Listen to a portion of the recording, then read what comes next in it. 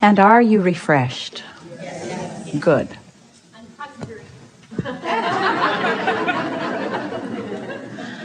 Now what?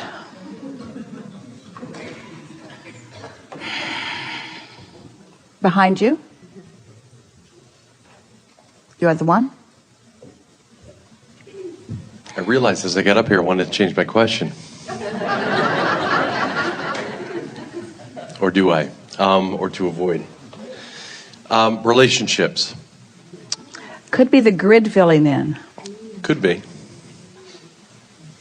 So relationships. I notice a pattern with what comes in and out of my life and types of people. Based on?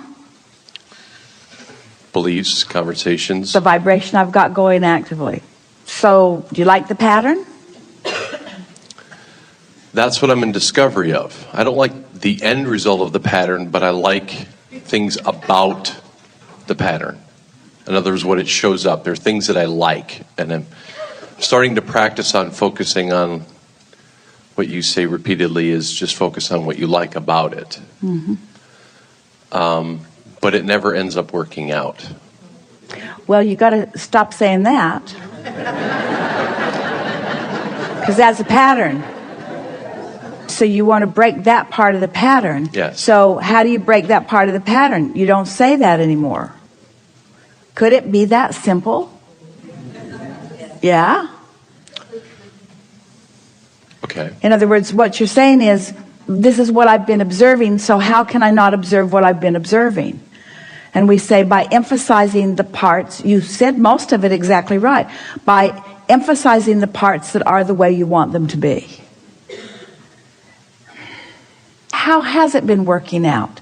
It's not ending up the way you want it to. How's it ending up that isn't the way you want it to? Is it open-ended, still reaching for more? Is it done? Is it done? No, it doesn't seem like it is done. Why are you interested in a relationship? Because I feel I'm at my best when I'm giving and sharing my life with somebody. So it feels good to have a steady object of attention to which you can flow positive energy. Very much. So the most significant part of that statement is you like to flow positive energy. Yes. So is the ideal relationship someone who's very easy to flow positive energy toward because they just seem to extract it from you? I'm not getting your question. Is it ideal? It was a trap. That's why you didn't get it. Yeah.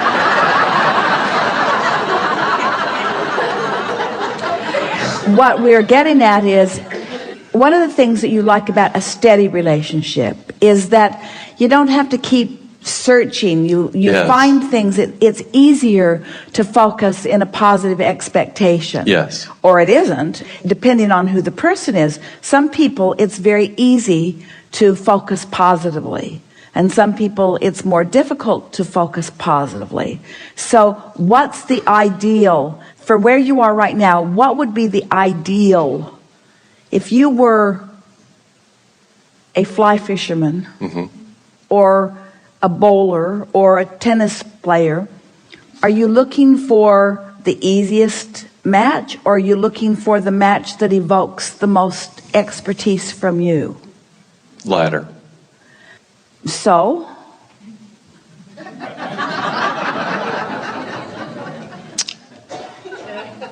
is that part of what's going on? Do you feel that you've collected the data and you now know everything that you're looking for in a relationship, and you're ready to just have the universe yield everything as you have decided it, to live happily ever after? Do you believe that there's ever a relationship that will stop giving opportunity for expansion? No. So if every relationship has the opportunity to keep yielding for opportunity for expansion, Esther thought she had the perfect relationship with Jerry until he died. Right. That just sucks. Yeah. In other words, that wasn't the deal. That wasn't part of the plan. Right. Perfect, perfect, perfect, perfect, not perfect. So this is what we're asking is, do you ever come to the end of the necessity for your personal alignment? Do you ever come to the end?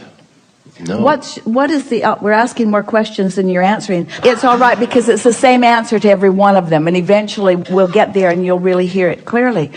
The relationship that you're really seeking to achieve is the relationship between you and you, and then every other relationship falls easily into place.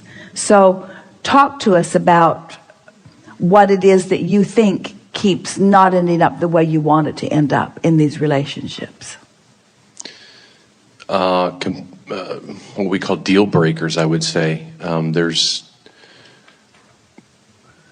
We can have things that we want, or we can have things that we don't want, and if those show up, then... All right, deal breaker. That's really a powerful word. Let's focus there. A deal breaker is a reality that I am sort of forced to look at, forced to face, because it's being presented, that I cannot overcome with the power of my mind. Deal breaker. You have challenged my ability to create my own reality too much. Therefore, I must leave you. It's too hard for me. It's easy to love lovable people. Right. They're not deal breakers. The deal breakers are the ones who have the gall to have their own opinion about things that differs with mine. I enjoy that. I don't. To me, it's. I know it's circumstance, but I don't want children. I'm very clear on that piece of myself, and I keep going back and forth in a relationship with somebody that does, and I want them to have that experience.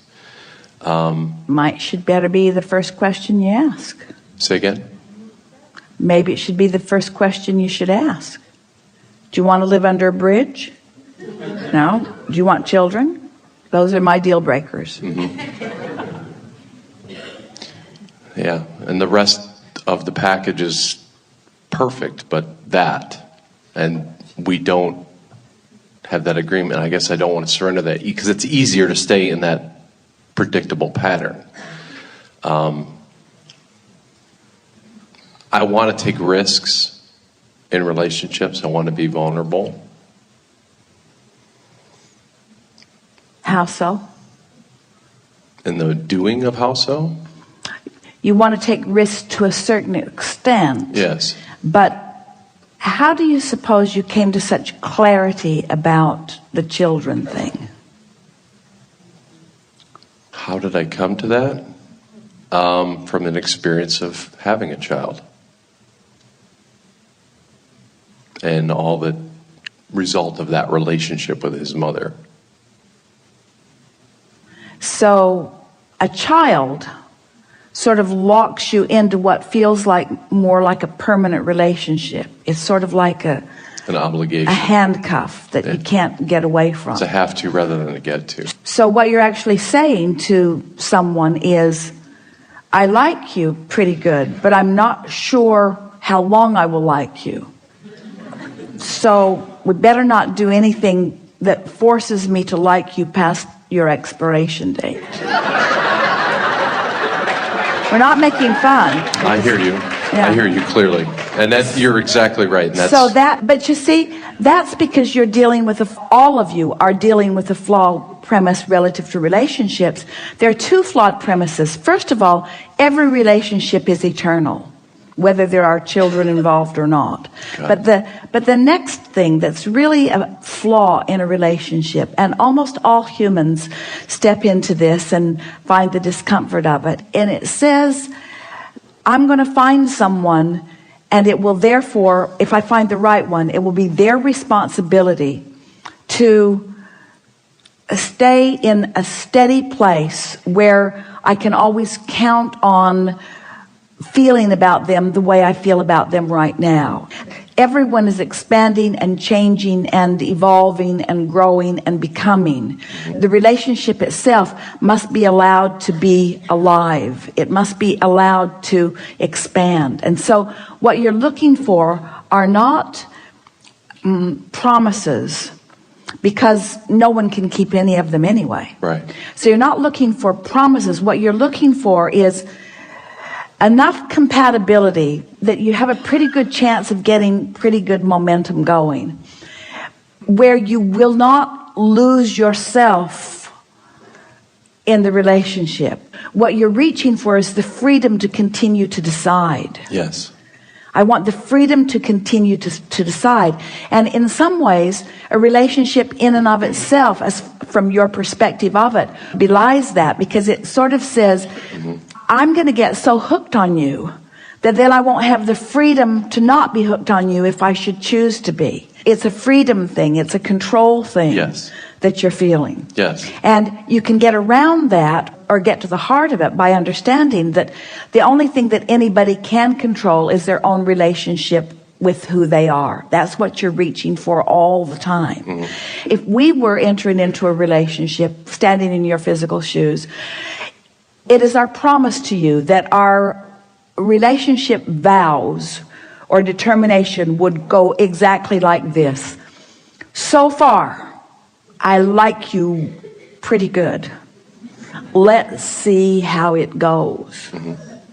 Let's see how it goes. I'm going to do my best to stay in alignment with who I am, which means this relationship has a really powerful probability of not only surviving but thriving, because I'm going to do everything that I can do to be in alignment, which means I'm going to look for the best in you and in everybody. And I'm not going to talk hardly ever about things unwanted. And I'm going to keep myself so tuned in that I have source energy flowing through me, so that my capacity to love is going to be more than almost anybody you know, because it's going to be steady and consistent. And my capacity to love you is not going to be contingent upon anything that you do. I'm leaving you out of that part of the equation. I'm taking full responsibility for how I feel. And I'm going to practice it for a while. I've been practicing it for a while, and I'd like to practice it for a while with you, but I can't make any guarantees, because I want to be in alignment. I want to know that I can be in alignment without holding someone else hostage to standing on their head in lots of different ways in order to keep me in alignment. So what I'm saying to you, potential lover of my life, is that there are no deal breakers. There are no deal breakers. There is nothing that you could ask of me that would break this deal, because my relationship with you is not about that. My relationship with you is about my relationship with Source. And you're really pretty.